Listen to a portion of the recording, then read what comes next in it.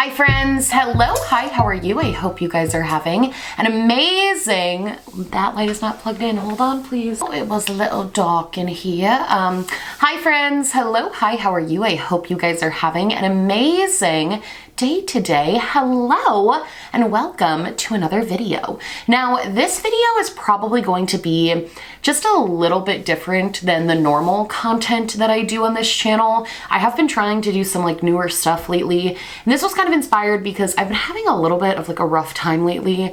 Not something I want to get into now, but when I'm having a rough time, my absolute favorite thing to do is watch old Disney Channel original movies. I grew up in the early 2000s. Disney Channel original movies were like my everything. And while there are some absolutely incredible and iconic Disney Channel movies, The Cheetah Girls, Gotta Kick It Up, Xenon, like cultural, iconic, classic Disney Channel movies, there are also some that are just absolutely wild. So wild in fact that sometimes you remember it and you almost think that that movie that you watched when you were like 11 was a fever dream. Some of these movies, I would genuinely love to talk to the person who created the concept and also talk to every single person that greenlit every single step of the process. Like Disney Channel was absolutely crazy for some of the movies that they put out and some of the themes and concepts they were putting out. I know there's a lot to Disney princesses kind of causing a lot of unrealistic expectations about romance, but I don't think it's necessarily talked enough about how bad Disney Channel original movies were for the same reasons. Like the stuff that they were putting into our heads at a very young age and the societal norms and social interactions that they were showing us were super messed up, and I want to talk about that. So if you guys like this video, I think I'm gonna kind of make this a series, just like breaking down old Disney Channel original movies that are insane. But the one that I specifically would like to focus on today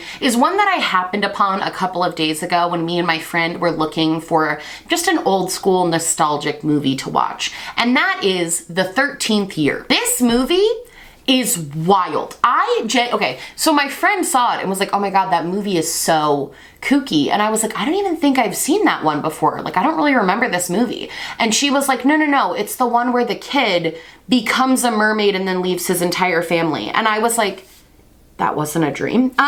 So today, if you all will allow me, I would like to do something lighthearted and fun and go back to the nostalgic days of when the only care I had in the world is who was going to be painting a neon Mickey Mouse during my commercial breaks. And yeah, let's jump into The 13th Year and break it down and talk about why it's absolutely bonkers. Hi friends, Editing Me here, and today's video is sponsored by Way. Now you guys know I talk about Way all the time. They're literally my favorite hair care brand. I've said this before, but I'll say it again. I really accredit them to fixing my hair. I feel like before I started using their products, I really was not putting any time and effort into my hair to making it look nice, and now I like genuinely enjoy styling my hair because of their product. I wanted to talk to you about some of my favorite products from them right now. The first is the Way St. Bart's. This is a limited edition, like special one.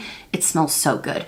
This is their scalp and body scrub. This stuff, okay, first of all, it smells like a resort. Second of all, it is so luxurious. You use this in the shower to really get rid of any dandruff or like dry skin on your scalp, and it turns into this luxurious foam that just makes your hair feel so soft and good, especially the roots of your hair. This has been a game-changing product for me. I absolutely love using it. It's my second tub of the St. Bart's one. So good. And I also wanted to talk about the finishing cream. This is one that I've used kind of on and off, but I've been really into it lately. I think it's because it's been getting warmer here and I've been noticing that my hair can frizz up a little bit easier. I usually use this at the end of styling. So I'll use my blow dryer my hair, and then I'll curl it, something like this, or sometimes leave it straight. Usually I curl it though. And I just kind of put a small amount. You don't want to use too much of this. I cannot stress that enough. But you use like a small amount in your hair, really rub it into your hands good, and then apply it sort of at the ends of your hair. Again, don't go up here. It'll get a little greasy looking, but if you apply it to the ends and you apply a small amount,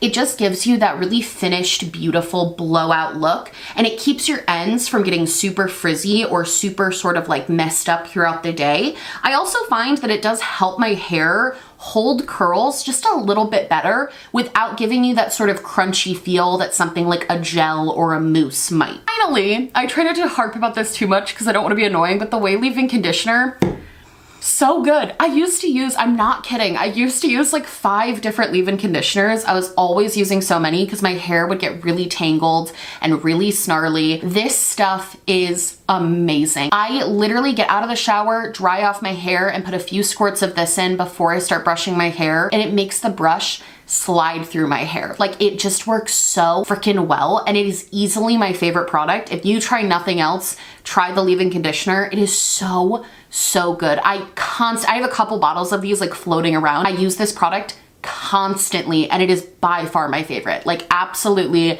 10 out of 10, cannot recommend this product enough. If you guys are interested in trying any of these products or any products from Way in general, you can go to theway.com/Smokey. That's THEOUAI.com/Smokey, and you can get 15% off your entire purchase. Thank you so much to Way for sponsoring this video and also making my hair amazing. I really love this brand, really love these products, cannot recommend them enough. And let's jump into the video. So this movie starts as all good movies do, with a very blurry shot of some sort of fish moving through water. Plot twist, it's not a fish, it's a mermaid. It's this beautiful mermaid swimming through the sea, and she has a baby with her. Now, I think right off the bat, we really do need to talk about the ideas of mermaids being a secret, because it's never discussed why this mermaid is like hiding from everyone, and also it's never discussed why she does such a bad job at hiding from everyone. Like, it's fully broad daylight, and she's allegedly supposed to be like secretive, but she's just flouncing her tail around a very populated harbor. Either way, she is a mermaid and she has a baby, and a local fisherman spots her and sees her big tail and thinks that she's just like a massive fish. Like, he gets very excited. He's like, oh my God, made a great haul. So excited. Whoop. So he starts chasing her on his boat and trying to capture her, this whole time just thinking she's a fish. The mermaid gets very scared because she's with her baby, and she's like, oh God, what if I get captured and something happens to my baby? So logically goes to the nearest boat and puts her baby in the basket of the boat. It's a stranger's boat. She doesn't know who it belongs to. She doesn't know anything other than she is putting her mermaid baby inside of a basket on a random boat. After she does this, she leaves the baby there, swims away about 20 yards to distract the boat away from the baby, and then instead of like trying to get away or like outmaneuver him or like go underwater more, I don't know, like what mermaids would probably do in that situation, she decides the best way to sort of get him to stop following her is to poke her head above water and wave at him and use what I'm assuming we're supposed to believe is like her mermaid charm to cause him to be so distracted that she's a freaking mermaid that he like crashes his boat and leaves her alone. Again, I'm not really sure why.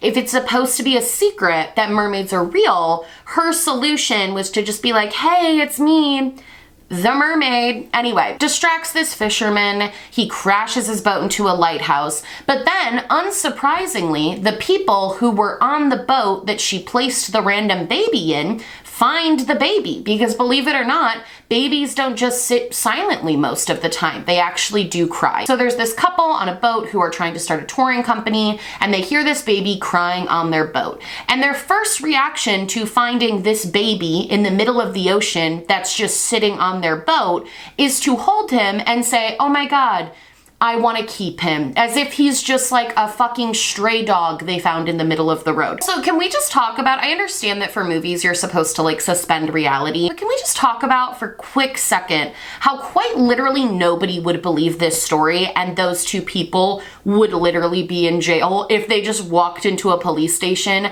and were like, hey, yeah, we just found a baby on our boat in the middle of the ocean with zero explanation for why or where he came from. Like, can you imagine in real life that happening and those people not going to jail. I can't either. And the other report about it too is nobody's concerned about like, oh my God, how long has the baby been in there? Is he physically okay? Like, is he doing well? And the mother in this movie is an anti-vaxxer. I know. So that does make sense once we learned that. But either way, they're not like concerned about his health. They're like, oh my God, a baby we can adopt. How exciting for us. We found him in this basket. Anyway, they take their boat to shore. And as they get on shore, we see Mermaid Mom come back and look for her baby and realize that her baby has been taken by two strangers because she left her baby in an unattended basket. This is about 45 seconds into the movie, just so we're very clear about time frame here. A lot happens at the very beginning of the movie, which kind of makes up for nothing happening for the next like hour and 20 minutes of the movie. Anyway, we see the mom getting really upset and she's like crying. And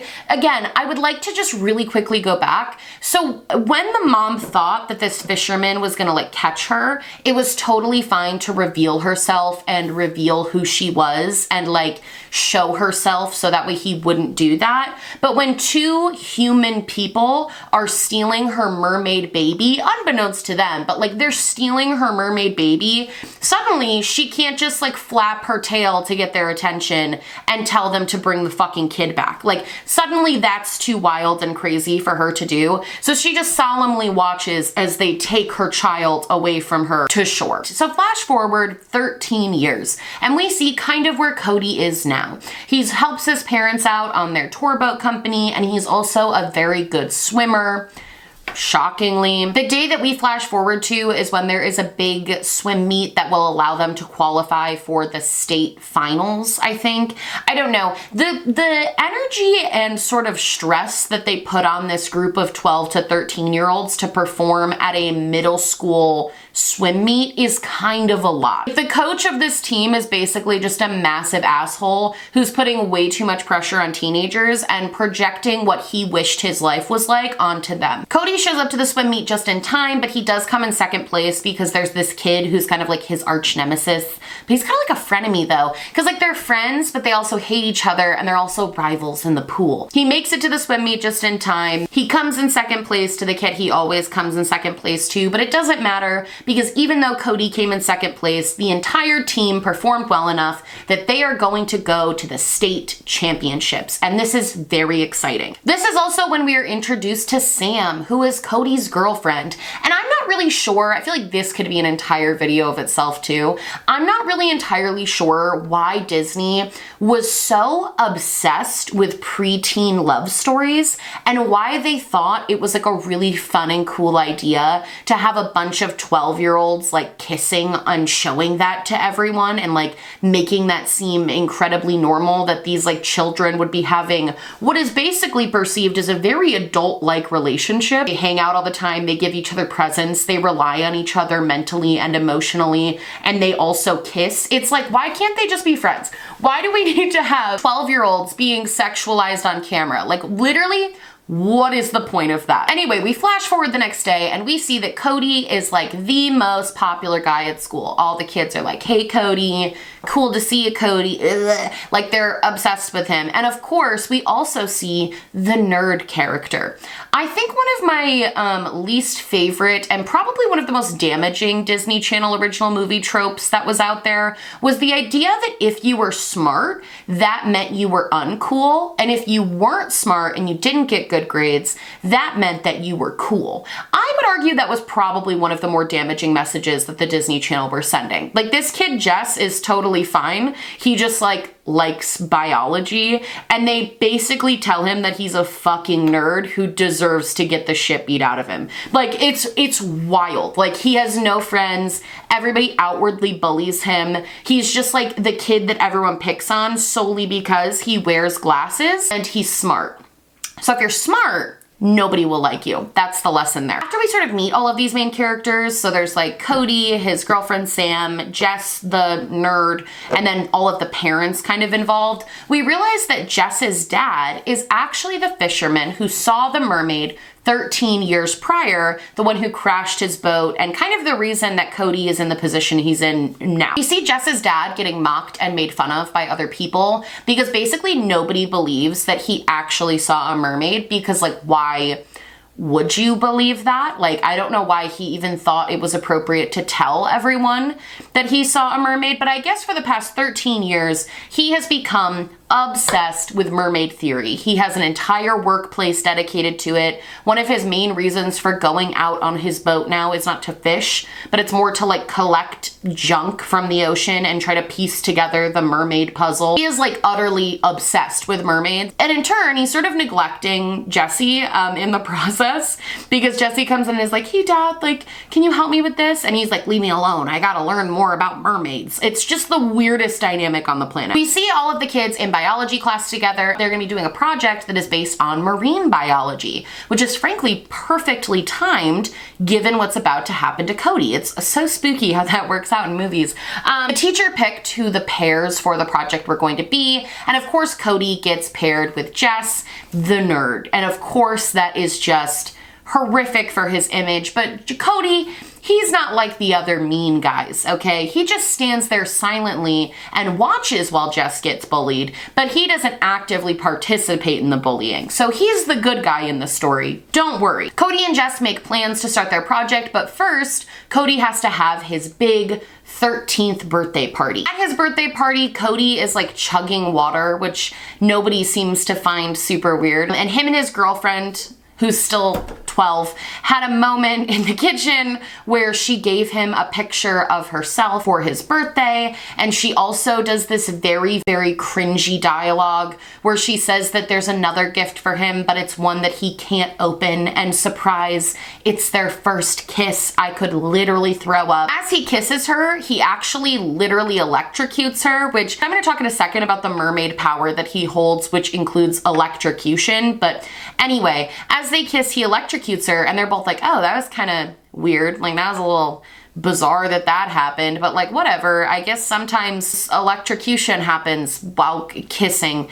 Okay. As Cody drifts off to sleep that night, he starts having dreams about being underwater and being able to breathe underwater and seeing this like sea creature swimming towards him by a buoy. And he wakes up and essentially just is kind of like, meh, what a weird dream, but like, whatever.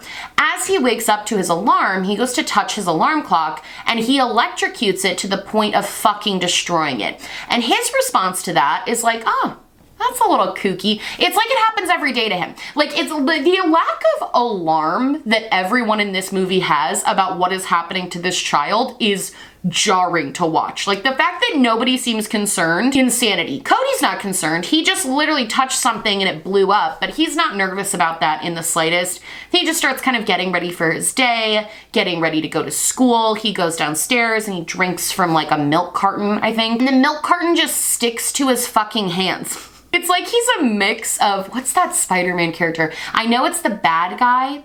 The guy who can control electricity. I'm pretty sure Jamie Foxx plays him in the movies. I literally could not tell you the name of this supervillain, but it's like a mix of that supervillain and the actual Spider-Man, because apparently he can like crawl on walls and stick to things too. None of which are normal attributes for a mermaid. Can we just talk about the fact that this kid has the power of electrocution and he's supposed to be swimming underwater? Do you know what doesn't mix well? Water and electricity. It's like basic 101. I'm not very good at science. I'm like Cody. I'm not good at biology or science or anything, but like, it's like basic 101 that you don't mix electricity and water unless you want to die. So apparently Cody is actually a super villain because he's gonna jump in the water, use this little shocky shock, and kill every fish within a 3-mile radius. We also find out that Cody is actually failing biology because he's not smart like Jess, and Jess offers to tutor him if Cody will teach Jess how to swim,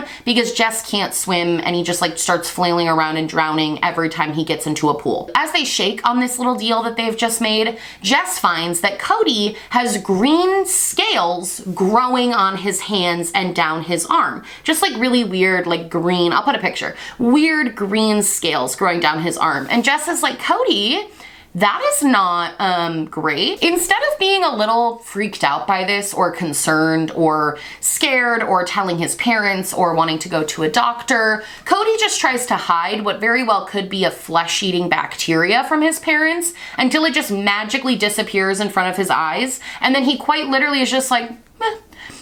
okay. And then just pretends like it didn't fucking happen. Pretends that he didn't just have magical scales all over his body. The next day, Jess does try to talk to Cody about this and talk to him about the scale thing, because he's like, hey dude, that was kind of kooky what happened back there. And Cody's like, no, it's fine. Like, let's go work on our biology project about undersea creatures. He's 13, has flesh-eating bacteria happening, and like nobody fucking knows except for this random kid named Jess. Anyway, they go to Jess's house, and that's where Cody meets Jess's dad for the first time, who for some reason comes across as like the creepiest person on the planet. I don't know what direction the director was giving him other than to look like a literal serial killer. I don't know any other way to put that. Like, he literally sees Cody and he's like, you want to know about mermaids? Flash forward a few weeks and things are still super weird. Like, Cody's skin will randomly turn green and get all scaly. He can randomly stick to things and walk on the ceiling of things. He's chugging a ton of water.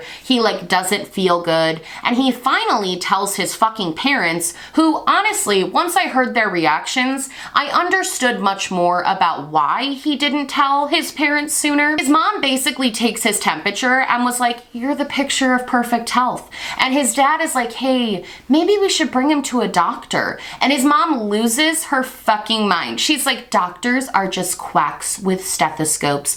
I believe in a holistic approach. And I'm like, great, Cody's not vaccinated. Fucking perfect. Thank you so much, Disney. I'm glad that we're just like shitting on doctors now when your son is having a legitimate medical emergency. Mother tries to give him acupuncture to fix the problem of him crawling on ceilings, and shockingly that doesn't work, but Cody is still just going about life as normal. Like, he goes to the carnival with his girlfriend, he goes to the beach, he goes to swim practice, and all of these weird things just keep happening and keep escalating. Also, you're about 40 minutes into this movie at this point, and literally nothing has happened. All we've learned is that Cody's parents literally don't care enough about their son to take him to a doctor when his skin is turning green. The whole sticking thing gets worse, and Cody's parents walk in on him quite literally hanging from the ceiling, and finally his mother's like, okay, maybe it's time we talk to a doctor. And it's like, yeah, no shit, Sharon. Should have called, I don't know if her name's Sharon. You should have called a doctor when you found a baby in a basket in the middle of the ocean, but okay. Doctor comes to his house and basically just tells him that he has puberty. So there's that. I love that Disney threw that one in there. They actually reference puberty quite a lot in this film.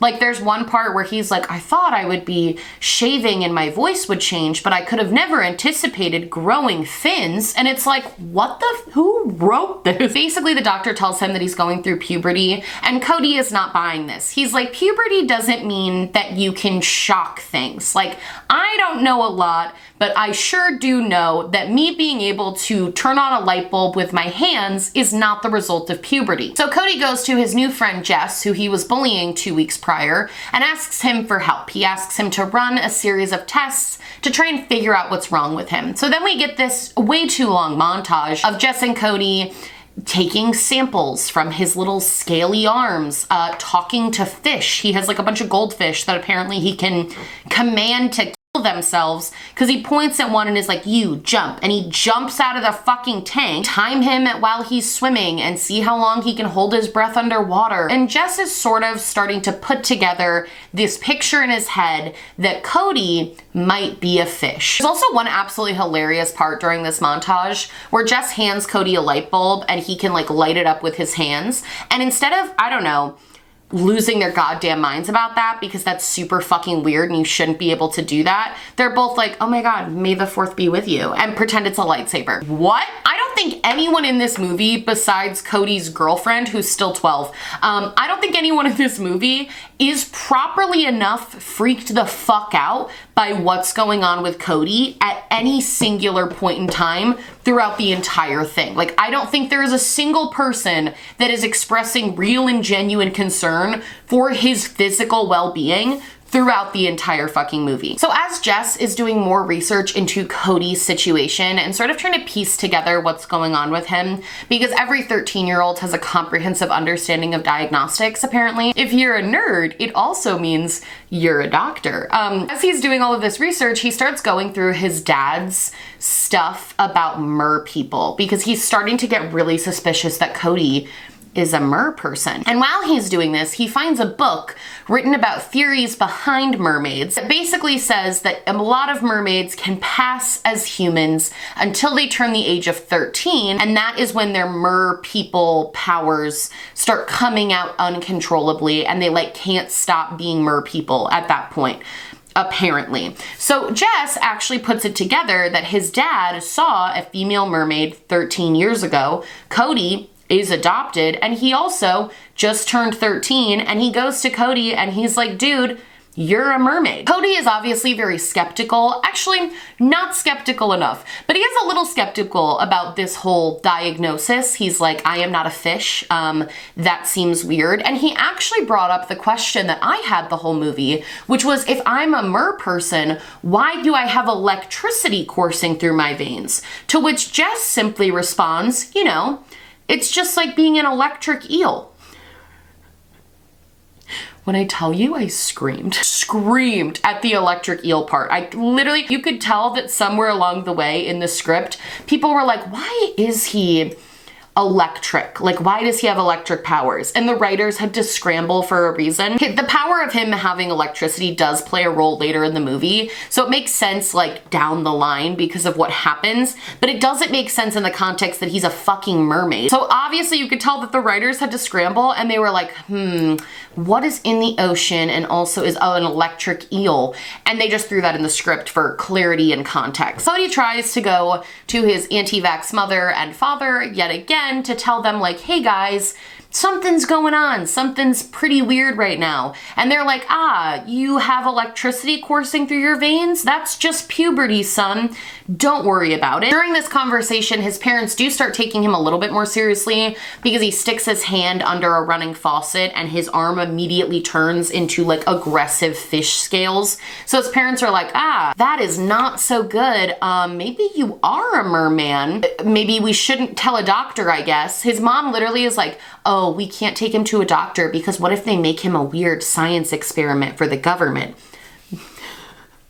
His parents tell him that he under no circumstances should go in the water anymore until they know more about what's happening. And that's good because it's not like you need water to quite literally exist and live. So Cody leaves the house and immediately goes into the water, and he swims out to the buoy that he keeps seeing in his dreams, and his fucking mom is there. She doesn't say anything to him. She just lets him like swim around and do kick flips out of the water and smiles proudly, but doesn't like come up to him and is like, hey Cody, I'm sure you like are processing a lot. I know there's a lot going on. Like I know you're literally turning into a mermaid. Let me explain to you what's going on. Let me try to help you. No, she doesn't give him any inkling of what the fuck's going on with him. She just lets him continue to suffer and have all of these problems and doesn't tell him what's happening with his life. After he gets out of the water, his girlfriend, who's still 12, finds him on the beach, and they have a very uncomfortable conversation. Basically, while he was in the water, his arms turned into like more fin-like than before. Before they were just scaly. Now they have like fins, like they're full-on fins, okay? He's trying to hide them in the sand, and his girlfriend is like, what is going on with you? You literally never tell me anything anymore. And he's like, I just need space. And she's like, you should be able to tell me anything. And he's like, yeah, I can't tell you that I'm a mermaid yet. And she gets upset and leaves, and they have their first little tiff. Young love, very tumultuous, so to be expected. But regardless, Cody has decided that he will not be participating in the state swim meet, but he's obviously very bummed about it. He still goes to the pool the next day to try and help Jess learn how to swim so he can uphold his side of the bargain. And while he's there, his frenemy Sean comes over and starts just kind of like giving him shit. He's being super mean to Jess. He's being super mean to Cody. He's just like kind of taunting him. And so Cody decides that the middle school state championship swim meet is worth more than, I don't even know what would have happened to him had he gone to a doctor, but apparently it's worth more than his freaking life at that point, because he decides that it's so important that he be at this swim meet so he can try to win, that he is going to sneak out of his home and go anyway. And that is exactly what he does. He sneaks out of his house and goes to this swim meet. Also, these parents are literally delusional because they just like leave him alone in his bedroom. If I were that kid's parents, I would be calling the coach and be like, oh my God, Cody is I don't even know what I would have said, but I would have made some excuse for why he literally could not swim, and if he shows up, he can't swim. There was a very simple solution to this. I don't know why they just trusted their 13-year-old to give up on his dreams so easily. But regardless, Cody gets to the swim meet, and shockingly enough, because he's like full mer person now, he absolutely crushes the state record and beats Sean, who was like bullying Jesse, and it's like this great moment because he won the swim meet and everyone's freaking out over his score, and he raises his arms in the air in victory, and he is covered in scales. He's covered in scales, and for some reason, most of the people in the crowd don't seem to be aware nor alarmed that the kid who just won is covered in fins and scales on his arms. The only person who seems to see is Sean, the kid right next to him who he just beat, and he immediately assumes that this must mean Cody is cheating. Like, he literally chases him out of the pool, and he's like, I know that you're cheating. I'm gonna figure out what you did because I deserve first place. And honestly, despite Sean being a bully and not a good person, he's definitely not wrong. Cody probably had like an unfair advantage. Like, you know, in the movie The Incredibles, Dash runs track, but he's not allowed to run as fast as the other kids. He has to come in like second or third place. That's kind of how Cody maybe should have been, instead of trying to smash state records. But either way, Cody gets out of this, but people are starting to get suspicious because they're like, how did he swim so fast, number one? And also, why did he literally break a state record and then just run away and leave? Like, everyone's very confused. Back at Cody's house, his parents are trying to get rid of his scales and fins by just drying his arms off with a towel. It's not working. His fins are staying. They're not going away. And that is when Cody's girlfriend comes into the house to try and figure out what happened to him after the swim meet. And she has the only logical and sane reaction in this entire movie, which is that she sees his arms and immediately passes out. That is the only correct response. That she literally was painted as like the bad guy for her reaction to all of this. No, no, no. If you're 12 years old and you go over to your boyfriend's house and he has scales growing out of his arm and he's claiming he's a mermaid, it's an appropriate response to pass out and then never want to talk to him again. Like, that's valid. That's completely valid. And don't let this movie tell you any different. Like, this poor girl is 13. Her first kiss was a mermaid and she's just supposed to be chill with all of that. Cody's like, Sam, I need you now more than ever. I need you in my life. Dude, go to therapy. First of all, his parents should have taken him to therapy. That's incredibly traumatizing what he's going through. But number two, don't put this all on Sam. Why is Sam responsible for trying to help you unpack the trauma of being a frickin' mermaid? Like, why is that on her? Anyway, she rightfully kind of freaks out and leaves the house, and she's like, I literally cannot do this. This is too fucking weird, which is frankly, again, the only appropriate reaction that we saw in this movie. And then the next day at school, Sean basically tries to bully Cody and is trying to insinuate, no, he actually doesn't even insinuate. This kid, Sean, who Cody beat in the swim meet, literally tells Cody like, oh, did you take a bunch of steroids and pills in order to beat me because you were so sick of being in second place? It's a middle school swim meet. Was Harvard recruiting in middle schools in the 1990s and I just like didn't fucking know about it? Like, why is everyone taking this swim meet so seriously? I would get it. I actually have never really gotten competitive sports. It's just not my jam. I personally don't understand caring so much about something like that. I have friends who do sports. I get that it's like a big deal. There's a sense of pride to it. Like, I understand all of that. I've never seen anyone take middle school sports as seriously as every single person in this movie. They literally have like a marching band and hats that are shaped like swordfishes for this swim team. Like, it makes no sense to me. Cody and this frenemy of his get into an altercation. They get in like a physical fight, and now Cody is obviously dealing with a lot of stress. He's very sad. He feels like he's lost all of his friends except for Jess. He lost his girlfriend. Nobody wants to talk to him anymore. And also on top of all of that, he's turning into a mermaid. So that's obviously very stressful for him. But weirdly enough, not the thing he's the most stressed about. He's definitely much more stressed about everything else than the fact that he is quite literally turning into a fish. That night, Cody does try to swim out to the buoy again because he keeps getting called to that location via his dreams, and this time his mom does show herself. Finally, she finally tries to offer him some fucking assistance, which he obviously desperately needs. Like, he obviously needs some help, obviously needs some assistance with what's happening because he's living in the human world as a mermaid. But before she can really tell him anything, or I guess the mom doesn't speak, she like telecommunicates. So before they can touch hands to telecommunicate, a boat appears above them, and you guessed it, it's the mermaid hunter looking for the mermaid. He does see her before she swims away, and he also sees Cody. So now he's piecing together that his son's friend Cody and this mermaid that he has been obsessed with for the last 13 years are somehow very interconnected. After this happens, Cody calls Sam, his ex-girlfriend now again,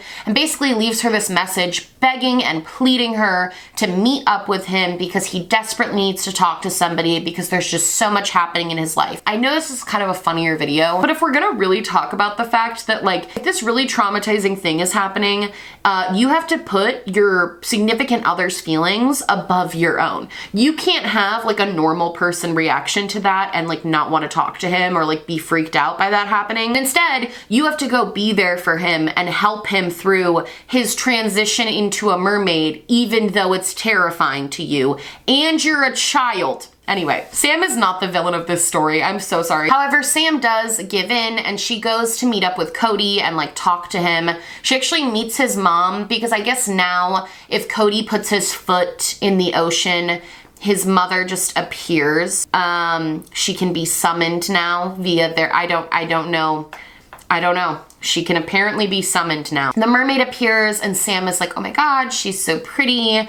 That's so cool. And then suddenly, and this is where we're gonna pause for a second and I'm gonna have everyone just quickly buckle their seatbelts because this shit is about to get buck fucking wild. I actually wasn't gonna make a video on this until I saw the last 20 minutes of this movie. My jaw was on the floor the entire time. So Jesse sees his dad setting up this net that is supposed to catch the mermaid that he saw the night before. And he obviously gets a little bit concerned for his friend Cody, who is also a fucking mermaid. So he runs to try to go tell him. While he's running to try to alert Cody that his dad is trying to do all of this shady stuff to catch a mermaid, Sam and Cody are on the beach meeting his mother, and all of a sudden, Cody collapses to the ground in agony and his feet start changing into flippers.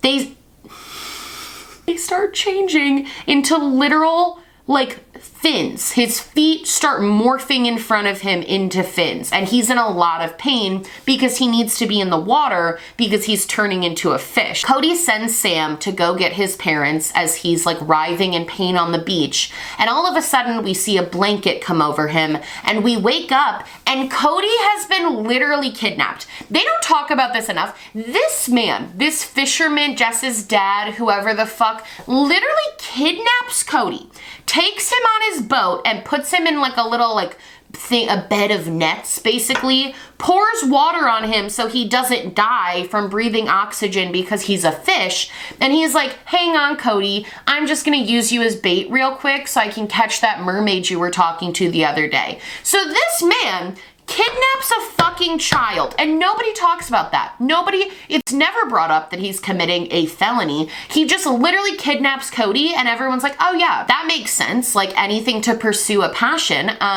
Regardless, he kidnaps Cody and then Jess sees what's happening. He runs onto the boat and he's trying to help Cody. He's trying to help him like get water, trying to help him get into the water. And as we're doing that, Cody's mom is swimming up to the boat because she wants to help her son, who she has abandoned for the last 13 years. She wants to help her son. So she's swimming up to the boat, and as she does, Jess's dad drops the net and engulfs her in a net. She's trapped. She is caught. This causes Jess and Cody to freak out, and Jess, despite not being able to swim super well, takes it into his own hands to save Cody's mermaid mom. He jumps in the water with a knife and he cuts her free free and he lets her go.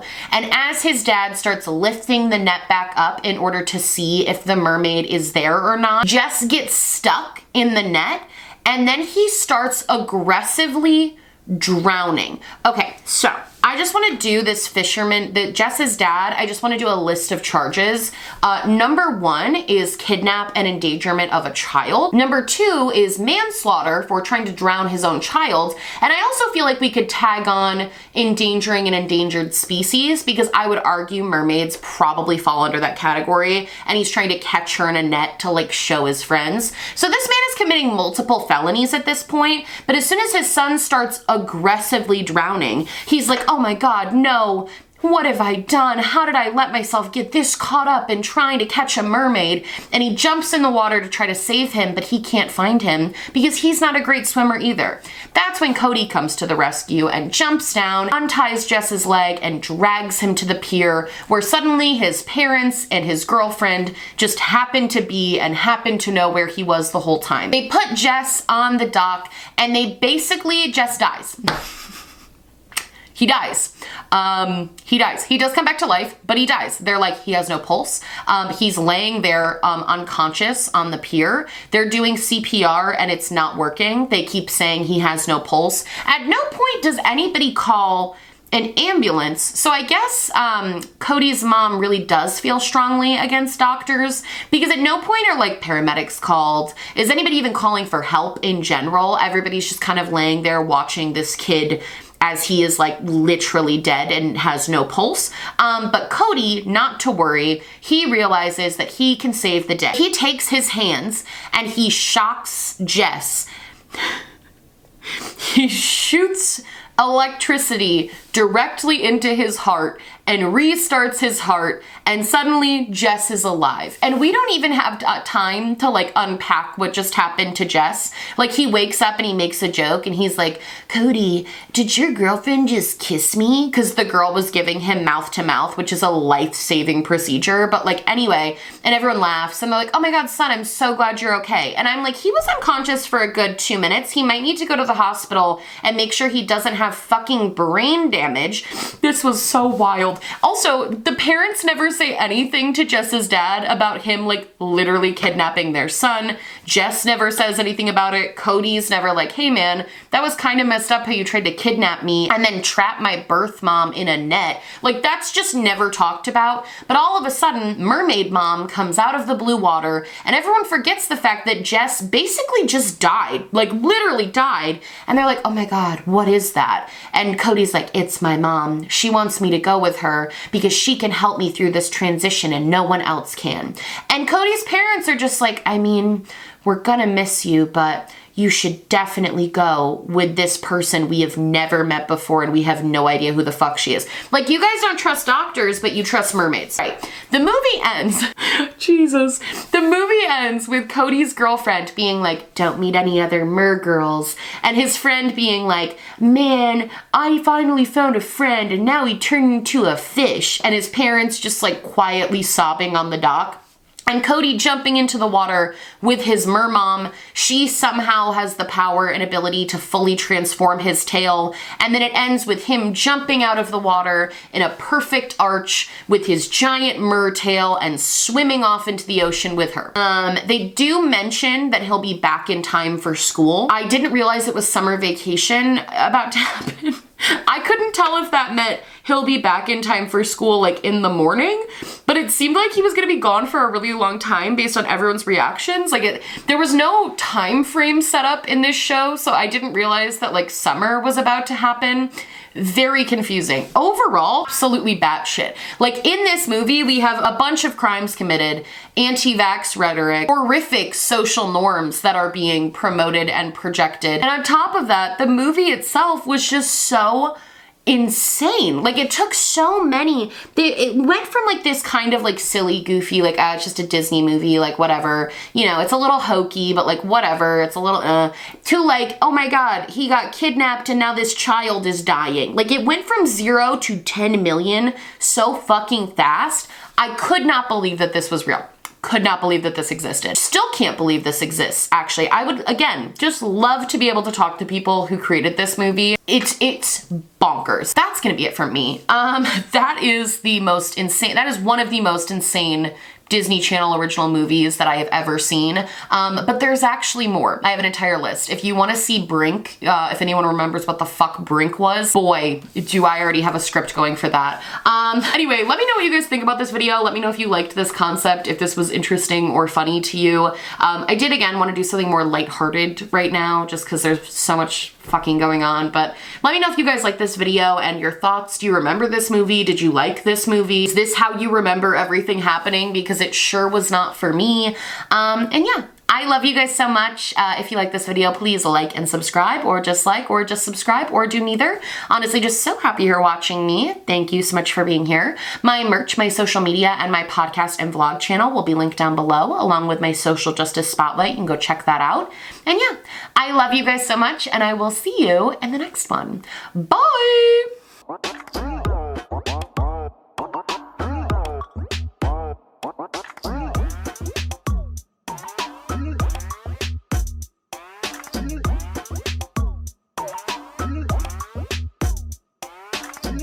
What?